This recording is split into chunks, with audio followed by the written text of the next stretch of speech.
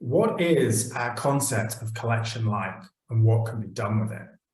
Now, you might think this is an uninteresting question. If I talk about the collection of books on my table, you might think that there's nothing to that talk other than talking about the books themselves. But actually, as with so many things in philosophy, this turns out to be really subtle. So, for instance, this collection could be extensional or intentional. It could be that I get a different collection if I take one of the books away and burn it. Or you might think that this collection nonetheless survives.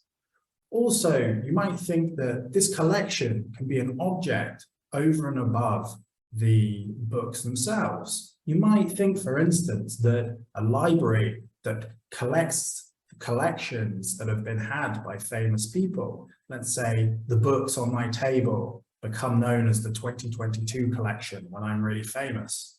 You might think that we can count the number of collections possessed by the library. Now, at the start of the 20th century, we noticed that this had mathematical interest too, that in fact, an extensional and objectual notion of collection could be used to provide representational devices. And in fact, you can code the whole of mathematics with these kind of collections. However, at the same time, early theories of collections, in particular the one proposed by Frege, turned out to be inconsistent. They were brought down by Russell's paradox.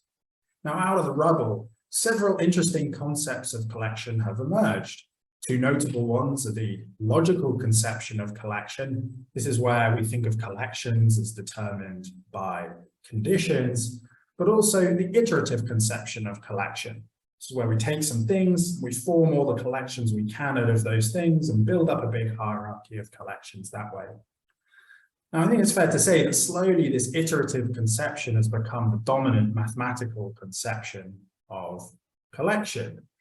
And alongside this, we've seen in the last 20 years a huge explosion in the philosophical work on the notion of conceptual engineering, looking at how our conceptions and concepts can be designed, implemented, and evaluated, and whether conceptions or concepts are fit for purpose.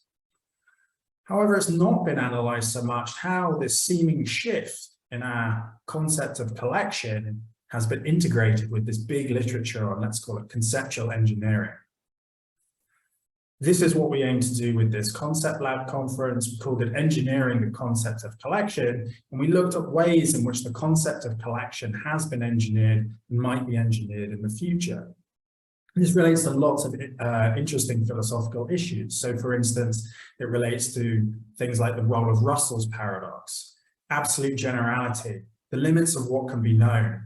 And it also integrates with some very interesting mathematical questions and mathematical constructions. So things like the independence of the continuum hypothesis and the use of forcing within set theory. And really what we aimed to look at with this conference was not only what has this kind of conceptual engineering that has gone with the concept of collection already, what was that like? But are we in fact at an engineering crossroads right now with the concept of collection? And if we are, what might the constraints be on engineering our concept of collection in the future?